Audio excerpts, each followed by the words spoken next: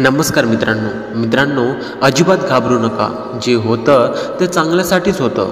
मित्रांनो, वाईट लोक बोलल्याने सुधारले असते तर भगवान श्रीकृष्णांनी महाभारत होऊच दिलं नसतं. तुमच्या आयुष्यावर कधीही नाराज होऊ नका, कारण जसं आयुष्य तुम्ही जगता ते कोणाचं तरी स्वप्न असतं. तुमचा संपूर्ण वेळ तुम्हाला चांगलं बनवण्यामध्ये घालवा, कारण आजकाल नाती माणसांनी नाही तर पैशाने बनतात.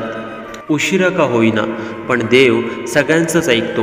फक्त तुम्ही देवावर भरोसा ठेवला पाहिजे. भगवान श्रीकृष्ण म्हणतात, ज्याप्रमाणे हवा कधीही एका दिशेने वाहत नाही, वेळोवेळी बदलत राहते, त्याचप्रमाणे माणसाचं नशीबसुद्धा वेळोवेळी बदलत राहते. त्यामुळे वेळ खराब असेल तर चिंता करू नका, चांगली वेळ येण्याची वाट पहा. देव त्याचे पण ऐकतो जे कधी बोलून दाखवत नाही. ईश्वराच्या प्रत्येक निर्णयावर खुश राहिलं पाहिजे, कारण देव आपल्याला ते नाही देत जे आपल्याला पाहिजे. देव आपल्याला ते देतो जे आपल्यासाठी चांगलं आहे. दुसऱ्यांचं चांगलं करणाऱ्या व्यक्तींना नेहमीच अडचणीचा सामना करावा लागतो, कारण फळ देणाऱ्या झाडाला दगडांचा मारा खावा लागतो. देवाला जे पाहिजे असतं ते होत असतं. प्रार्थना शब्दांनी नाही तर मनापासून केली पाहिजे.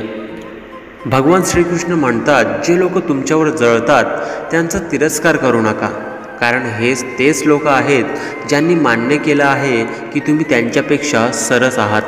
नेहमी धीर धरा, कधीही निराश होऊ नका, कारण ज्याने तुमचं नशीब लिहिलेलं आहे तो जगाचा सगळ्यात मोठा लेखक आहे. शिक्षण कुठूनही घेता येतं, पण संस्कार फक्त घरातूनच मिळतात. कोणाचेही कौतुक नेहमी तुम्हाला पाहिजे तेवढंच करा, पण अपमान नेहमी विचार करून करा, कारण अपमान अशी गोष्ट आहे जी वेळ आल्यावर व्याजासकट परत मिळते. पैसा आणखी एक गोष्ट सांगतो, भलेही मी तुमच्याबरोबर वरती येणार नाही, पण जोपर्यंत तुमच्याबरोबर खाली आहे तोपर्यंत तुम्हाला कमीपणा होऊ देणार नाही. तुम्ही मागे जाऊन तुमचा भूतकाळ सुधारू शकत नाही, पण आज मेहनत करून तुमचा येणारा भविष्यकाळ नक्कीच सुधारू शकता. पैसे नेहमी एकच गोष्ट सांगतात, जर आज तुम्ही मला वाचवले तर उद्या मी तुम्हाला वाचवेल. आयुष्यामध्ये या 4 गोष्टी करणं सोडून द्या. आयुष्य नेहमी सुखी आणि आनंदी राहील. पहिलं, सगळ्यांना खुश करणं, आणि दुसऱ्या लोकांकडून जास्त अपेक्षा करणं. 3, भूतकाळात जगणं, आणि 4, स्वतःला दुसऱ्यापेक्षा कमी लेखणं.